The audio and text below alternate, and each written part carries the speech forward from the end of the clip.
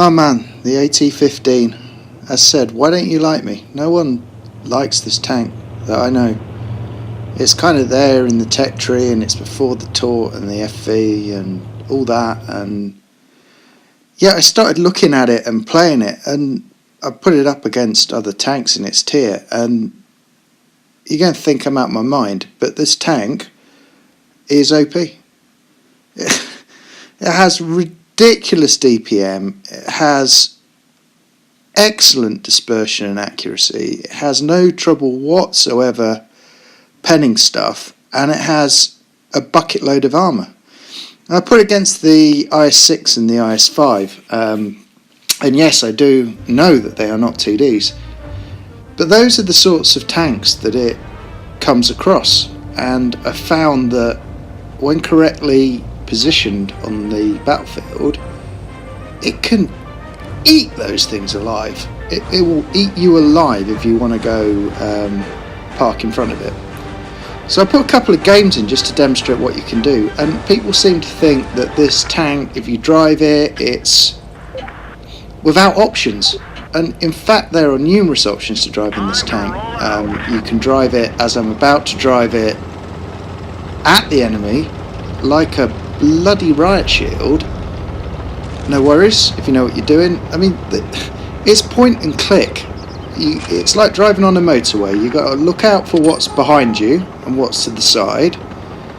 But frankly, if you drive this tank pretty much in a straight line and you hide the hatch on the right hand side, you're going to have no worries. Wiggle it around a bit, you're going to get bounces. You're going to get a ridiculous amount of bounces. So on this game, as I've observed, the one medium tank that we've got has camped, which is excellent.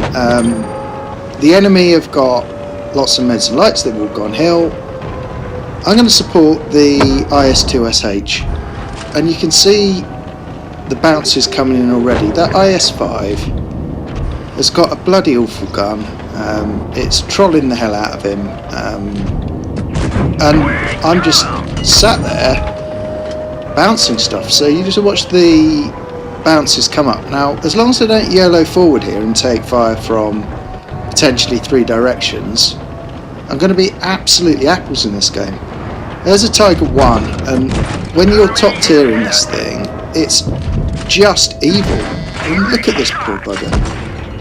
He's got nothing. He's got no hope, and I'm just watch how long it's going to take me to reduce this Tiger to nothing from full health. So I'm going to push down into cap. There's a stubborn Emil. Yep, another bounce. Thank you very much. It's a very hard shot for him to hit the hatch from there. He's cleared out, and then I've got an IS-6 and IS-5, and I guess this is why I showed the game. If you're playing at this tier, look at the numbers of tanks played. You're just going to see these. Yeah, and the IS-6 can get the odd bounce because it's troll, but you're going to see these bloody things the whole time in it, and that's fine. Look, he's not going to circle a death me in a bloody IS-5. I'm just going to sit and look at the... I fire an APCR, but look at the pen. It's like, no worries. Gone. Done. At the end of this game, I bounced 2,100 and I've done 2.4k. And this will be, as I recall, like a second class in the tank. But I wanted to show the game because that's quite typical of what you can do in it. You can get out, you can farm 2k plus damage, absolutely no worries at all, and if you need to, you can lead the line. And yeah, sure, you're going to have the odd game whereby your team YOLOs, they all die and you're the last one alive and like 5 reds come at you. Well, yeah, but that's not the AT15's fault, is it? It's just the fact you had a crap team. You'd be in that situation in an IS-3 waiting for your BL9 to reload. So... I don't think that's a legit argument either. The second game I'm going to show you is the other way you can play the tank, right? I mean, so first game, you can front line it. You can just drive at the enemy and click the button repeatedly as a rain of high penetration, high DPM death, goes into the front of them. And the other thing when you play that way you can literally hold a flank in this tank. Even if you die, you are going to go down swinging for about 2k. And I've held flanks in this tank with 4 guys trying to kill me, and whilst I'm doing that, the rest of my team are just clearing up. So, you know, you can play a real role for the team in this tank. It will hold a flank and just be an armoured bunker, absolutely deluxe. It's amazing. So here we go. We've got the T20, and look, I'd never push someone off, but I am going to give him a nudge because he should not be there. Man, I don't know what he's doing. And in a minute you're going to see he's going to go down YOLO B. It goes. And believe me when I say he is not long for this world. E25, yeah, no worries. Like, you know, there you go. And the enemy are camping middle, which is a good position to be. I don't quite get the AMXOC thing here. He's been pretty lucky so far in that he's bounced bloody everything. He's just sort of sat there. And then we have an IS-6. Now, I'm just moving backwards and forwards. If they're going to try and pen me across the map or hit my hatch, I tell you what, good bloody luck to them, because that ain't happening. There you go, bounce for 400, no worries at all. Got my tank nicely angled, and this is an IS-6, people. You know, this is the seal clubbing, stat padding, heavy tank of tier, and it's just gone. He has been vaporised.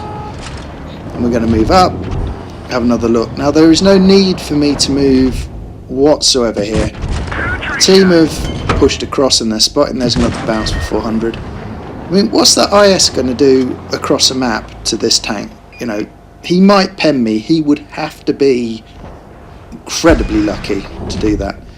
And the AC is still sat there, and he's not. I don't really get this. He's not AFK, because you can see him sort of twitching around. He's not shooting at anyone. He's just, I don't know what he's doing. So I'm just kind of tapping him at will across the map. And I was actually reached the stage where I was just experimenting with different parts of his armour profile to see what would be an easy pen and what wouldn't.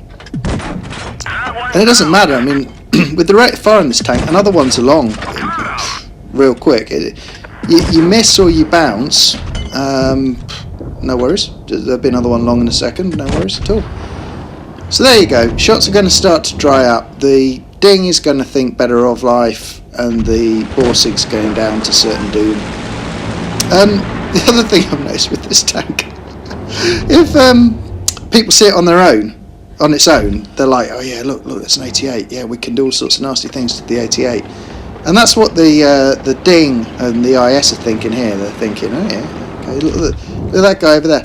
Well, like, I'm behind a rock. I'm a fortified bloody bunker. And aside from the fact that the guys miss me, it's just, oh, man, he's just sat there in front of me and I'm just tapping him. And the ding, yeah, you can have a shot at me from there, mate. Come on, you try and ping me from there. Come on. Yeah, good luck to you. Yep.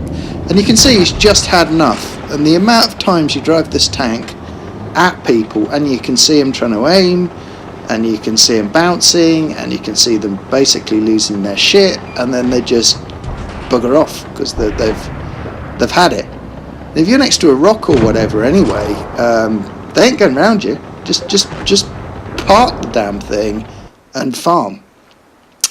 So for all of that, I think this is one of the strongest, most OP tanks in its tier, and I'm probably in a minority of one, but I bloody love this tank. So, you know, give it some consideration. It's not just a grind to the Tor or the FV. It's chuffing amazing. Anyway, enjoy. See ya.